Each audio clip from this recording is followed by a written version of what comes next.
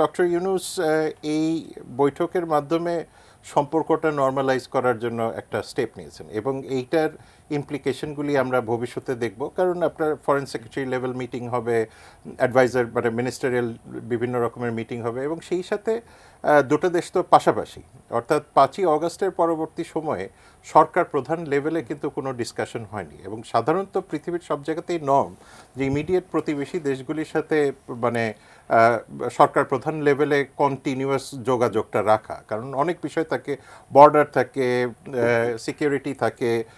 Trade থাকে ইত্যাদি। এবং 5ই অগস্টের পরবর্তী সময় থেকে বাংলাদেশের সাথে সম্পর্কটা অনেকটাই তলানিতে আছে এবং এই তলানির মূল কারণটা বাংলাদেশ না, কারণ বাংলাদেশের পট পরিবর্তন হয়েছে, বাংলাদেশের ন্যাচারালি একটি সরকার গিয়ে আরেকটা সরকার এসছেন এবং এটা বাংলাদেশের সভরেন জুরিসডিকশন এবং বাংলাদেশের নিজস্ব অ্যাফেয়ার, এবং সেই জায়গার সাথে যদি ভারত কোঅপ আপ না করতে পারে তাহলে তার মানে ভারতের রাজনীতিতে একটা বড় রকমের দুর্বলতা আছে, সেই সাথে আছে হলো পররাষ্ট্রনীতিতে দুর্বলতা। এখন এটা বলার পিছে কারণটা হলো যে এইরকম সময়ে ডক্টর ইউনূস যে ইনিশিয়েটিভটা নিলেন তাদের সাথে আলোচনা করা, এতে বাংলাদেশের যে যথারীতি এটা ভালো সম্পর্ক রাখার ইচ্ছা আছে মানে একটা রেশনাল জায়গা থেকে, সেটার একটা রিফ্লেকশন। এখন এই জায়গাতে এই বৈঠকের মেইন পয়েন্টটা কি? মেইন পয়েন্টটা হলো ভারত 3টা মেইন ইস্যুকে নিয়ে এসছে। একটা হলো সে অন্যান্য দেশের মতো অর্থাৎ মার্কিন যুক্তরাষ্ট্র বা চীনের মতো বাংলাদেশে একটা নির্বাচন দেখতে চায় এবং সেইখানে সে শব্দটা ব্যবহার করেছে inclusivity. Colour expert George sap এবং মাইল্ড অন হ্যান্ডস টেকনোলজি সমৃদ্ধ অরিক্স ক্রিস্টাল ওয়াশ আপনার লন্ড্রি এক্সপার্ট। অন্যদিকে বাংলাদেশের যেটা অবস্থান সেটা ক্লিয়ার, কোনো পলিটিক্যাল পার্টিকে তো এখনো ব্যান করা হয়নি, সুতরাং এটা পার্টিসিপেটরি। এখন কেউ যদি পার্টিসিপেট না করে সেটা ভবিষ্যতে আলোচনার বিষয়, সুতরাং পার্টিসিপেটরি করা, সুতরাং এই জায়গাতে একটা আলোচনার জায়গা তৈরি হয়েছে, 1 নম্বর। 2 নম্বর হলো যে বাংলাদেশের যে অমীমাংসিত বিষয়গুলি যেটার কারণে আসলে বাংলাদেশের থেকে ভারত সম্পর্কে এক ধরনের অস্বস্তি আছে, সেটা হলো যে আপনার বর্ডার কিলিং বলেন, পানি চুক্তিগুলি নবায়ন ঠিক মতো হচ্ছে না, সেগুলির ক্লজেসগুলি ঠিক আছে কিনা সেটাও এখানে এসছে। সুতরাং এখন যখন গ্যাঞ্জেস ট্রিটি বা তিস্তা ট্রিটি নিয়ে হয়তো বা এই সরকারের আমলে হয়তো খুব একটা বেশি কিছু হবে না, কিন্তু তারা যখন এটাকে নিয়ে আসবেন আগের মতো যে আনকন্ডিশনালি সব কিছু সই হয়ে যাওয়া এই ধরনের ঘটনাগুলি ঘটবে না এবং সেটা ভারত খুব ভালো করে অনুধাবন করেছে। আরেকটা গুরুত্বপূর্ণ বিষয় সেই জায়গাতে যে ইনফ্লেমেটরি কথাবার্তা, অর্থাৎ বাংলাদেশের সাইড থেকে তো ক্লিয়ার করে দেওয়া হয়েছে যে প্রাক্তন প্রধানমন্ত্রীর ফিরে আসার ব্যাপারে আইনগত বিষয়টা, এবং সেই সাথে আরেকটা ইস্যু এসছে যে বাংলাদেশ সম্পর্কে যে ধরনের ডেরিগেটরি কমেন্ট দেয়া হয় সেটা তো অ্যাকসেপ্টেবল নয়, এবং এইটা যে দুই দেশের পলিটিক্যাল পার্টিগুলি বাদে যে সাধারণ মানুষ টু সাধারণ মানুষ সম্পর্ক আছে সেই জায়গাতেও একটা বড় রকমের বাধা তৈরি করছে, একটা বিভেদ তৈরি করছে, এবং এটা আমরা দেখতে পাচ্ছি যে ভারতের মানুষের মধ্যে এক ধরনের ডিসইনফরমেশন মিসইনফরমেশন দিয়ে এবং ওই মাইনরিটি ইস্যুকে কেন্দ্র করে আমরা যতটুকু না করছি যে US commission on international religious freedom,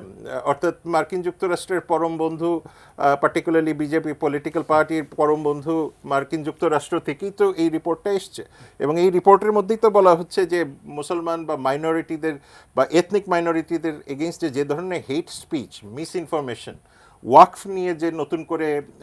বিতর্কটা তৈরি হয়েছে, অরঙ্গজেবকে নিয়ে যে বিতর্ক তৈরি হচ্ছে, যে অর্থাৎ আমাদের তো সামনের দিকে যাওয়ার কথা, তো ভারতে আমরা যেটা দেখতে পাচ্ছি তার বারবার পিছে থেকে জিনিসপত্র টানাটানি করছে। সুতরাং সেই জায়গাতে আমার মনে হয় যে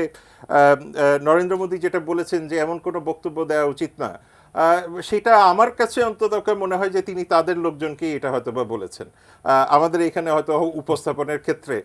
আমরা আরেকটু চিন্তা করতে পারি। আরেকটা বিষয় এসছে যে এই বিষয়গুলি যখন বাংলাদেশ সরাসরি তুলে ধরেছে এবং সরকার প্রধান তুলে ধরেছেন সেটাতে নিশ্চয়ই সাধুবাদ দেওয়া দরকার, কিন্তু ভারত যেভাবে তার মিডিয়াকে হ্যান্ডেল করেছে অর্থাৎ প্রেস ব্রিফিং, এখন এখানে গিয়ে আমার বারবার কনফিউশন হচ্ছে যে এটা তো ফরেন মিনিস্ট্রির কাজ, কারণ ফরেন মিনিস্ট্রিতে আপনি প্রফেশনাল ডিপ্লোম্যাটস আছেন, প্রফেশনাল কমিউনিকেটররা আছেন, সেই জায়গাতে বারবার আমি ওই আগের মতো দেখতে পাচ্ছি যে বিগত সরকারে যেরকম দেখতাম যে prime minister office is more powerful মানে এইসব ক্ষেত্রে বহির্বিশ্ব সম্পর্কের ক্ষেত্রে then the ministry of foreign affairs, অথচ মিনিস্ট্রি অফ ফরেন অ্যাফেয়ার্স তো এটার জন্য ট্রেন্ড। সুতরাং আমি তো ওই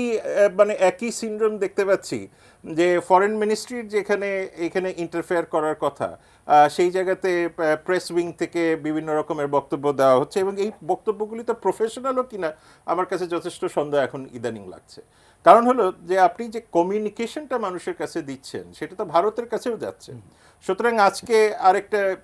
পত্রিকাতে দেখলাম ভারতে যে এই প্রেস ব্রিফিং নিয়ে তারা যথেষ্ট রকমের সন্দেহ প্রকাশ করছেন। সুতরাং এই বিষয়গুলি তো মানে এই যে ডক্টর ইউনূসের একটা গ্রেসফুল